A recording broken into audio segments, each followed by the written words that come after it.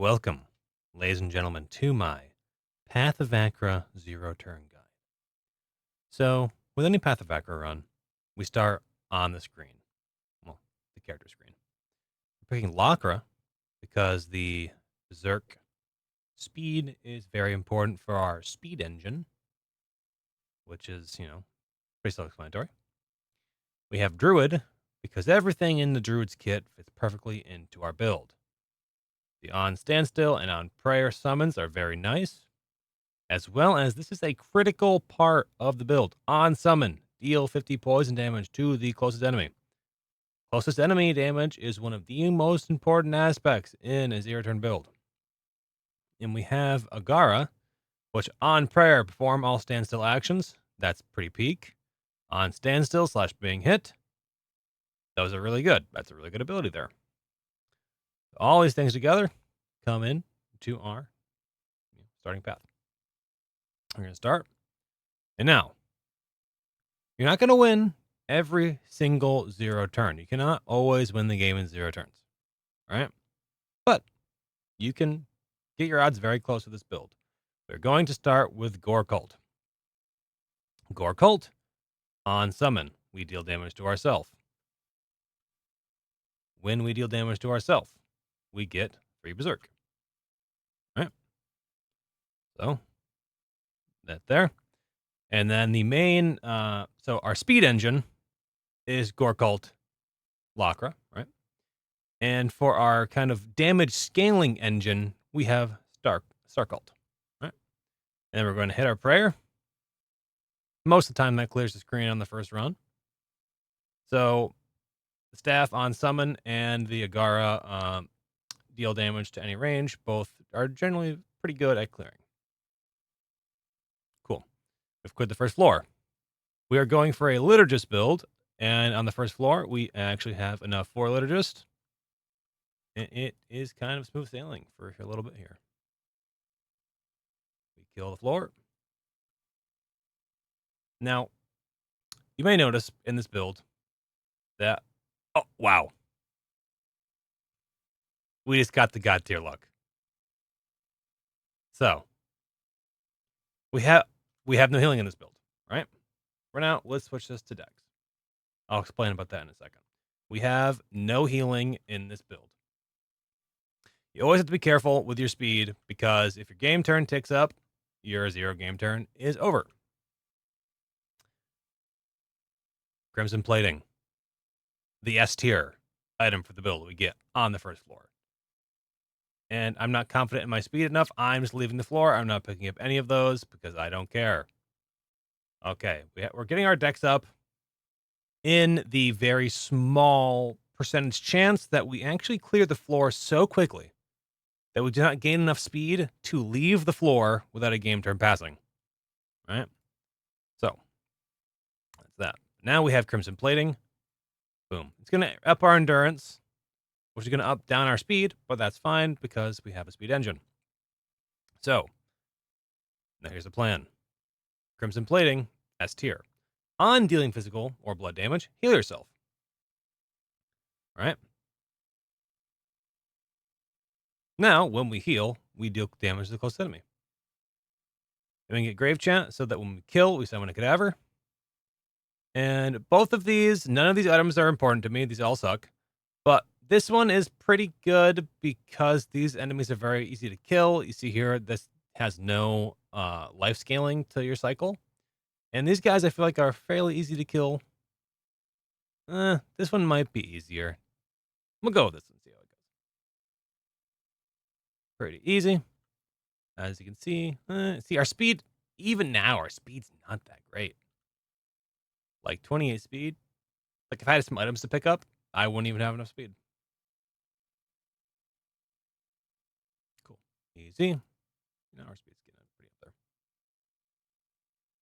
Let's say like this. This is a perfect scenario.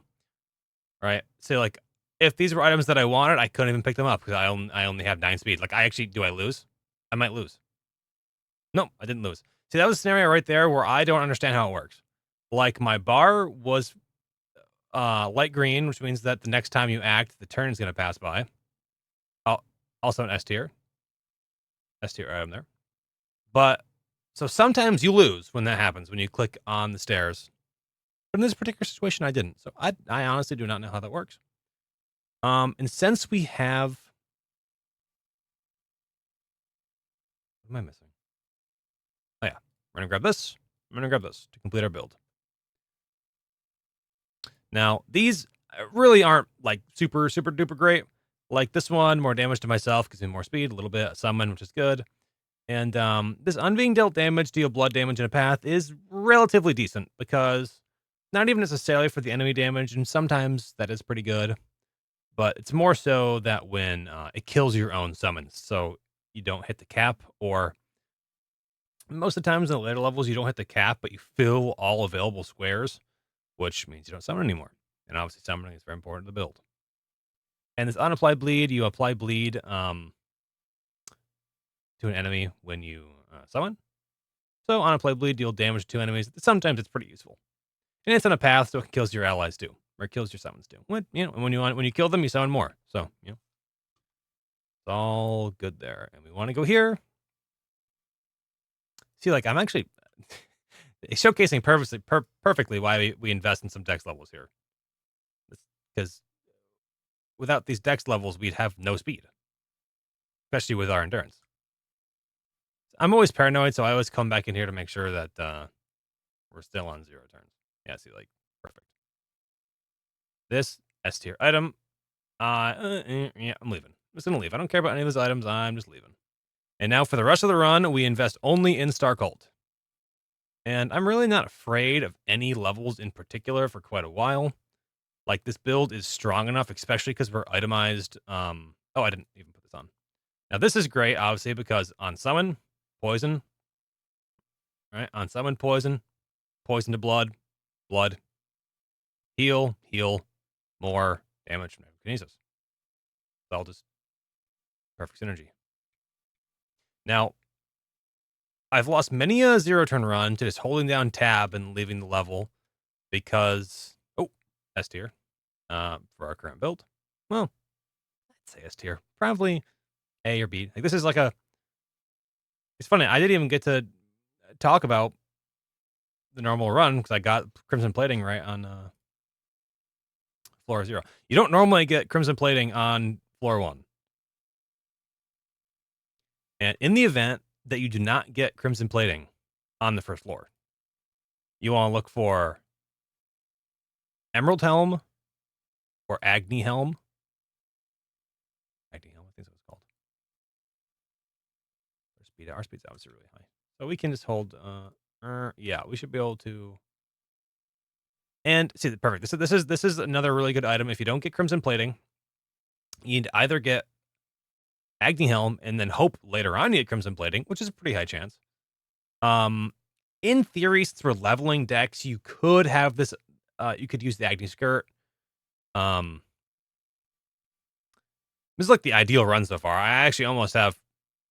Let me unequip this. Now, for a while, we don't really have anything that's gonna be useful in these slots. It's better to keep them empty so that we get more Berserk stacks from our Berserker X. Decent item if you have nothing else to wear. And if you don't have any healing item, the build still works. I would say, like, beating the game is kind of unlikely without a healing item, and Crimson Plate really makes the build shine. But I think you can beat the game with this particular build without it, but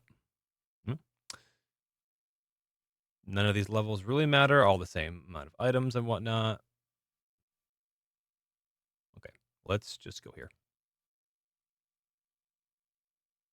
And we are at the point where how many levels? Okay, yeah, that's definitely enough levels in Dex for now. I think I'm definitely willing to. I don't care about any of these. We'll go here just to have fun with this guy. He doesn't have any level scaling. He kind of sucks, doesn't he? Oh yes, another thing I was saying. If you don't have any healing, since your life is always ticking down, the best way to do it is to swap over to Vigor when you need healing, because it gives you a full heal. And generally what I'll do is I will take it over to this. And then that way I have to intentionally click, so that way I can level up. I'll show you in a second. And then you can heal with that. That's how I like to do it. For now, willpower's fine.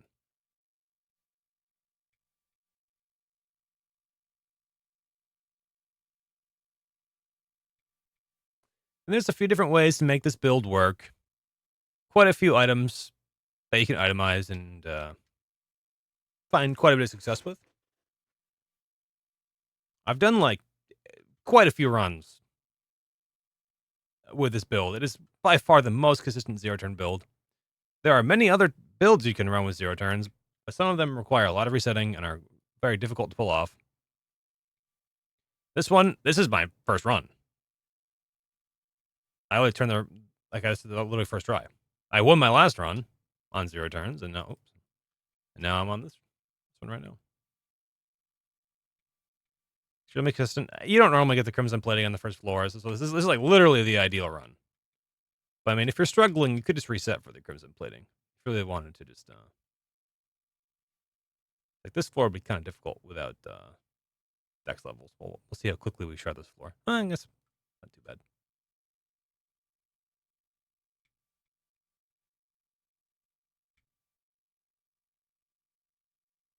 Okay, this is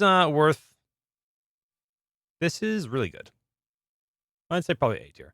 Probably not S tier, but like I think in the rest of the run, there's literally nothing better for the head slot, so you could probably call it S tier. But like, I can't even think of an item that would be better than this item. Cool. We'll go here because I like this item. This this item is really good with synergy for this. Later on, there's some like interesting other builds you can do, item combinations you can run. We'll go here.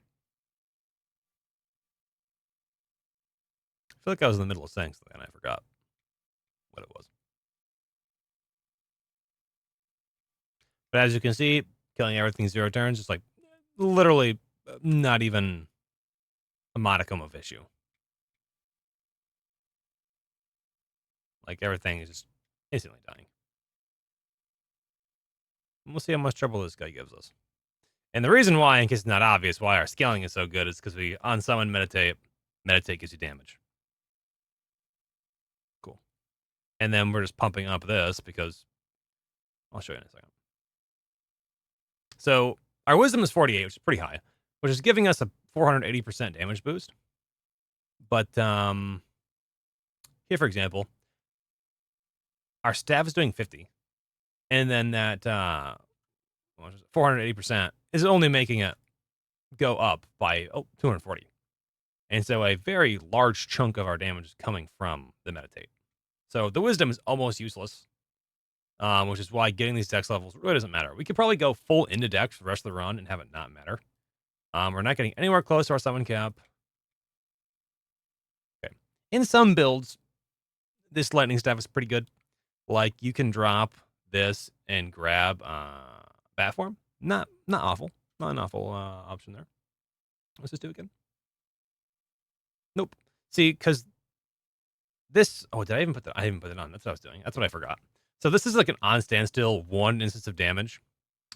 But this is another... what was it doing? Where'd it go? Oh, this one. This right here. Every time I summon, I get meditate. All right? That means every summon, I deal astral damage to one enemy at any range. Any range, amazing. That essentially gives us, quite a lot of extra damage. We'll go here just because. Because getting the lightning staff, why not? Is that paranoid? Crow, one of my favorite items, but just does not work on this build. It just does not work on this build because you don't have a consistent enough healing. Your healing is not consistent enough in this build. And in theory, you could get Kairos Skirt to work if you were to drop this and grab a level of hunting. Very possible, and I did get this item after I finished my build, so it wouldn't have worked anyway. I haven't tried it, but I think it could work. Like, and a lot of other builds that's really fun is 0 turn is Crow Visage. And then literally anything else is Crow Visage, as long as you have some kind of healing. Crow Visage rocks. Okay, we're gonna... this is also a pretty good item. If you don't have the Crimson Plating, this is like a B tier item for this build. It's really not bad. Like, I'd put this on if I didn't have Crimson Plating. Like, if I had Agni Helm, this, and this, yeah, you're pretty well off.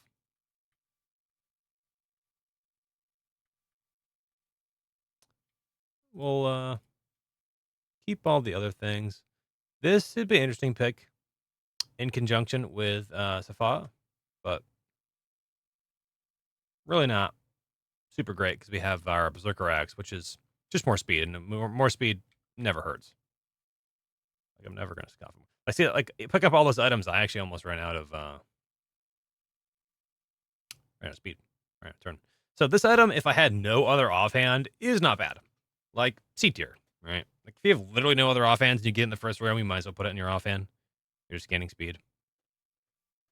And there's really not much to think about in any of these rooms because I'm actually so powerful that it really doesn't matter. And you do have to be careful holding down space or holding down tab sometimes because you might not have enough speed. Look at that, we're already here, which means that our build is basically set in stone. We want to keep this just in case. Oh, yeah. I don't know. Actually, no, we shouldn't have done that. We shouldn't have killed all of our stuff because if we get the Tooth Sword, I might swap over to Tooth Sword because I kind of like the Tooth Sword build. And Tooth Sword scales with hit, and since I'm sacrificing all of my items, my hit is going onto my staff and not the Tooth Sword later on, but the hit part of the damage is extraordinarily minimal.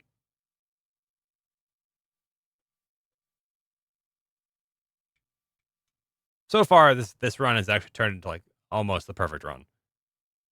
Like, we don't need any more items. We're perfectly itemized to win the game. We just need to, like, not get really bad king luck, King of any killer's luck. Because if we get the king that has on kill, deal damage, 2-tile AoE, and he happens to be 2 tiles close to us, he's going to immediately destroy us. Because he's going to 2-turn AoE, right? And even if all 3 of our divine interventions are up, he's going to kill one, and when he kills it, he's going to do 2 more. It's 2 more tile, and it's going to kill all of them, and basically do like 15 instances of 20,000 damage, and there's no way you can survive that in this build. I'd say most builds can't survive 300,000 damage. Split over that many instances of damage. So we're on the... This is one of the first times that we have filled up the screen. That's what I was saying. Like, we filled up the screen with 33 summons. He's getting chunked pretty good. Actually, not 100% sure what this guy's abilities do. Like, he doesn't... he's got an ally death protection. He does not have anything that scares me, and his range is super small. Like, so he's basically, like, absolutely annihilated. Absolutely nothing this guy can do to us. The only guy that's incredibly deadly of the mini bosses here is the I don't remember his name. Do not remember the guy's name. He has a really long range. Okay, cool. None of these matter. So if we went into this level without any levels in Dex, we'd actually probably lose the game turn. Actually, no, probably not that time. My last run, I had, like, my run before last, I literally hit 3 game turns because I would clear the level so fast. None of these matter. We'll just go... I'm gonna go here because I like killing these guys. I don't know why. I like killing the Arbiters. I don't know why. I kind of like killing them.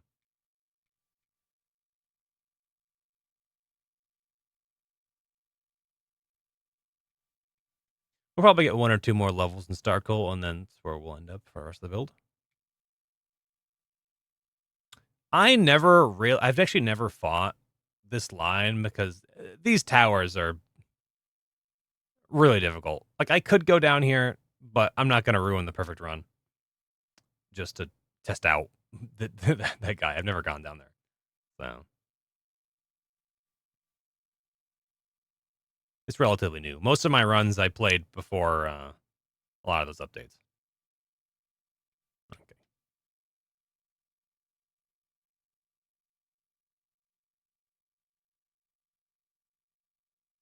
And like I'm still learning. I've done like 50 0-turn runs. Almost all of my runs are 0-turn. I'm still learning new things about the game and new, crazy things. Okay, looks like we're not getting the 2 sword this run, which means that we are not changing out any of our items. Oh, we'll just wait. We won't quite sacrifice everything just yet because I want to see what king we have here. Death. Okay, his resistances really aren't not that bad. Okay, and luckily it looks like he doesn't have.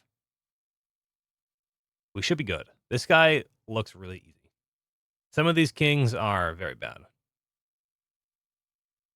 Okay, yeah, this guy should be a cakewalk. He can't teleport. He doesn't have the exalt.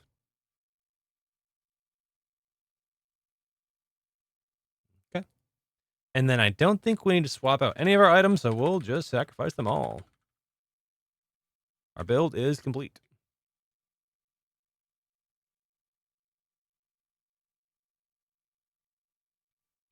And I really have no meaningful commentary. We could probably, honestly, just probably stop talking and have the run. The run's going to be over in like 30 seconds. Well, the king could take a couple rounds to kill. A couple sets of prayers.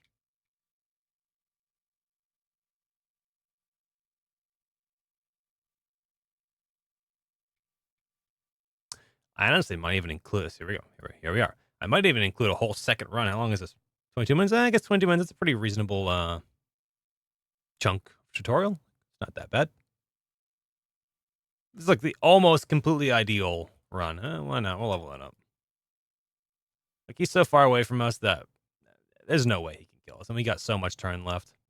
Our speed is... He kills a lot. Our speed is what? 800.